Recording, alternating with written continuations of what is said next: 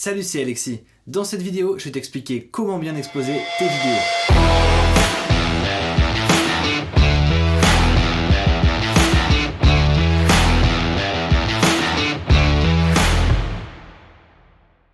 Pour bien exposer tes vidéos, tu dois tout simplement savoir à quelle vitesse d'obturation et à quelle fréquence d'image tu vas filmer. Si déjà tu ne sais pas comment choisir ces deux paramètres, eh bien je t'invite à aller voir mes deux précédentes vidéos où je t'explique tout ça bien en détail. Une fois que tu sais quel réglage tu vas utiliser pour ces deux paramètres, eh bien il ne te reste plus que deux éléments sur lesquels tu vas venir jouer pour faire varier ton exposition. L'ouverture et l'ISO. Pour l'ouverture, je te déconseille vraiment de l'utiliser pour contrôler ton exposition.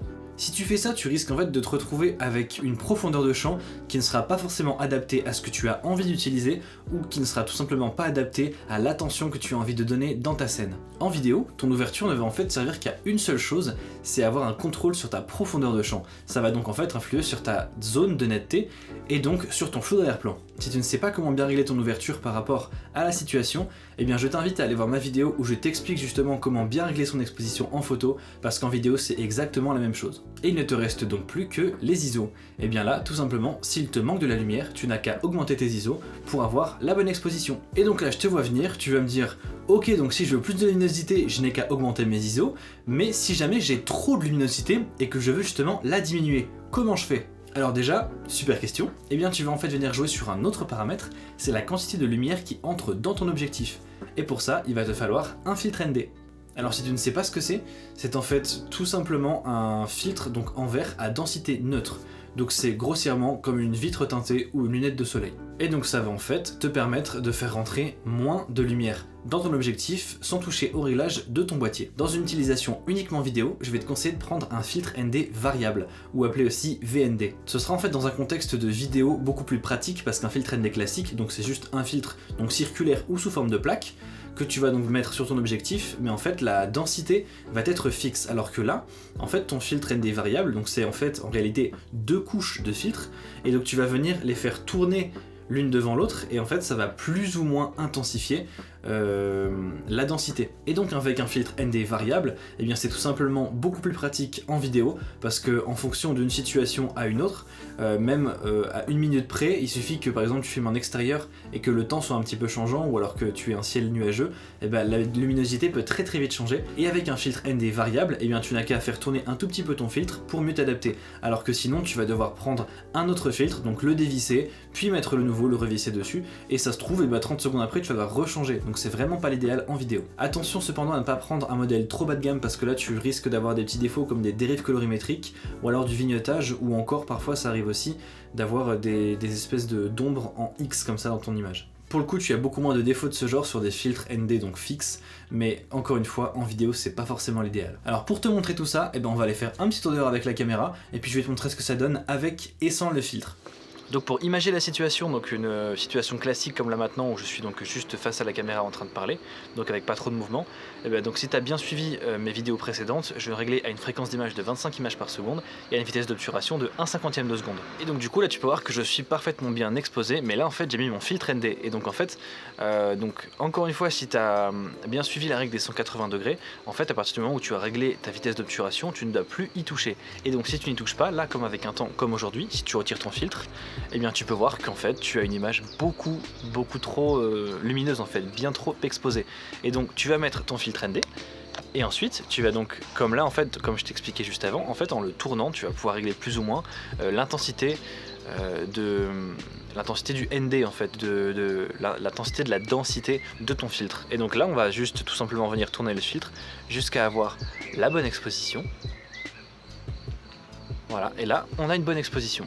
Et donc en fait ça te permet avec ce filtre de garder vraiment les réglages que tu veux exactement comme tu le veux. Là par exemple j'ai une ouverture à 2.8 parce que tout simplement j'ai envie d'avoir un beau rendu visuel et d'avoir un petit flou d'arrière-plan assez sympa. Donc comme tu as pu le voir juste avant, avec ces réglages, eh bien tu vas tout simplement en fait avec un temps ensoleillé comme là avoir une image complètement cramée. Et bien avec ce petit filtre, eh bien tu peux avoir juste avec les réglages que tu le veux une parfaite exposition. Alors moi personnellement pour le filtre j'utilise le système de filtre magnétique de chez Freewell, parce que je trouve que c'est vraiment un bon rapport qualité-prix prix pour l'ensemble, surtout que moi je l'ai pris au moment du crowdfunding, donc c'était un petit peu moins cher que le prix de vente actuel, mais ça reste quand même très intéressant je trouve, parce qu'en fait c'est un système où on va venir empiler plusieurs filtres, on va mettre une base puis un deuxième filtre qui va ensuite donc faire le filtre ND qu'on va pouvoir bouger, et en fait avec ce système on peut donc dans le même pack avoir un filtre ND de 2 à 5, et si on change et qu'on en met un deuxième sur le dessus on peut aller de 6 à 9, et donc généralement je pense pas qu'il y ait beaucoup de scènes où on a besoin de dépasser 9, c'est je pense très rare, enfin personnellement ça m'est jamais arrivé. Mais en tout cas c'est super pratique parce que du coup en plus il y a des petites bases classiques, il y a une base pour du mist, et puis si on les utilise séparément ou dans d'autres sens on peut encore faire des CPL ou alors des ND fixes. Enfin voilà, là c'est pas trop le sujet, mais tout ça pour dire que moi j'utilise ce système qui me convient très bien, mais après il y en a des tas qui sont vraiment top. Il y a par exemple les systèmes de chez Lowi-Pro, il y en a chez Nizi, il y en a chez Oya aussi, il y a vraiment beaucoup de marques qui font maintenant des super VND pour pas forcément ultra cher. Alors après attention, quand je dis pas ultra cher, ça reste quand même une somme, mais faut pas forcément aller vers les marques trop bas de gamme où on en a pour 50 €, parce que là on aura vraiment un truc avec des défauts optiques et c'est pas vraiment l'idéal.